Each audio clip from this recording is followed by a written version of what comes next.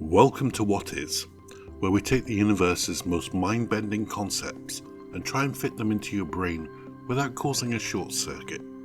Today we're tackling a concept that's simultaneously the reason your room is a mess, the reason your coffee gets cold, and the reason the entire universe is eventually going to turn into a cold, dark, silent void. Cheerful, right? We're asking, what is entropy? It's a word that gets tossed around in sci-fi movies and physics textbooks alike, often accompanied by a sense of impending doom. But what actually is it? Is it a fancy word for chaos? Or is it something much more fundamental? A law of nature that dictates the very flow of time itself. Grab a drink, preferably a hot one, because by the end of this video, that drink will be lukewarm and you'll know exactly why that's the universe's fault, not yours. To understand entropy, we have to go back to the 19th century. This was a time of top hats, questionable medicine, and a total obsession with steam engines. The Industrial Revolution was in full swing, and engineers were obsessed with one thing: efficiency. They wanted to know how much work they could get out of a lump of coal. Enter Niccolò Sadi Carnot, and if you couldn't tell from my poor pronunciation, he was a French military engineer who, in 1824, decided to look at the physics of heat engines. He realized that no matter how well you build a machine, you can never turn 100% of the heat into useful work. There's always some waste. Think of it like a tax. Every time energy moves or changes form, the universe takes a little cut. This lost energy doesn't disappear. Energy is conserved after all. But it becomes useless. It's like trying to pay for a 5-star dinner using only the loose pennies you found in the cracks of your sofa. It's still money, but good luck trying to get the waiter to count it. A few decades later, a German physicist named Rudolf Clausius took Carnot's ideas and gave this lost energy a name. In 1865, he coined the term entropy, derived from the Greek trope, meaning transformation. Clausius realized that the universe had a one-way street. Heat always flows from hot to cold. If you put a hot brick next to a cold brick, the hot one cools down and the cold one warms up until they're even. You never see the cold brick get colder while the hot brick gets hotter spontaneously. If you did, you'd probably run out of the room screaming that your house is haunted. Clausius formulated the Second Law of Thermodynamics, which states that the total entropy of an isolated system can never decrease over time. It can only stay the same or increase. In simpler terms, things naturally get more disordered. They don't unmess themselves. But Clausius only described what was happening. He didn't quite explain why. For that, we need to meet a man who stared so deep into the abyss of entropy that it basically stared back and broke him. Ludwig Boltzmann. Boltzmann was an Austrian physicist who had a radical idea for the late 1800s. He believed that matter was made up of atoms. Now today, we're like, yeah, obviously Ludwig. But back then, people were surprisingly grumpy about the existence of atoms. Boltzmann realized that if you wanted to understand entropy, you had to stop looking at the big picture, the macro state, and start looking at the tiny, invisible micro states. Let's use an analogy. Imagine you have a deck of cards. When you buy the deck, it's perfectly ordered. Spades, hearts, clubs, diamonds, all in sequence. This is a low entropy state. There's only one specific way the cards can be arranged in that perfect order. Now throw those cards up in the air. Let them flutter to the floor like the hopes and dreams of a failed magician. Pick them up. What are the odds they are still in that perfect sequence? Essentially 0. Why? Because there are billions and billions of messy ways the cards can be arranged, and only one ordered way. Entropy isn't a spooky force pushing things towards chaos. It's a matter of probability. There are simply more ways for things to be messy and for things to be tidy. Boltzmann's formula, S equals K log W, is actually carved on his tombstone. S is entropy, and W is the number of microstates, the number of ways you can rearrange the guts of a system without changing its overall appearance. If a system has many possible arrangements, like a gas cloud where atoms can be anywhere, it has high entropy.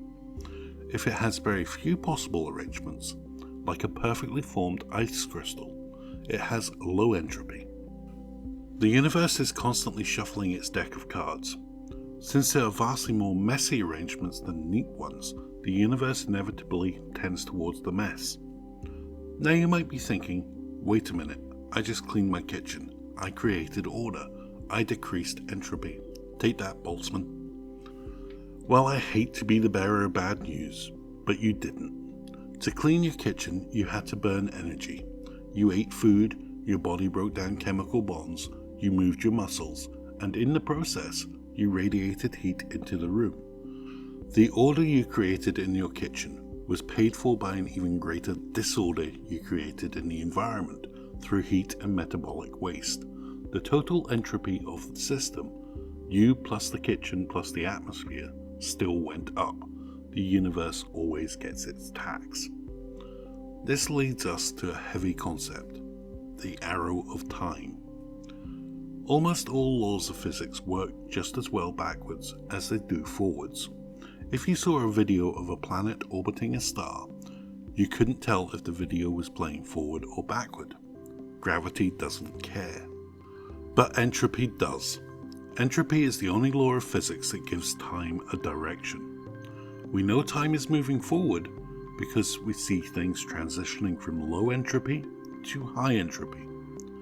Eggs break, they never unbreak. Smoke spreads out from a fire, but it never gathers itself back into a log.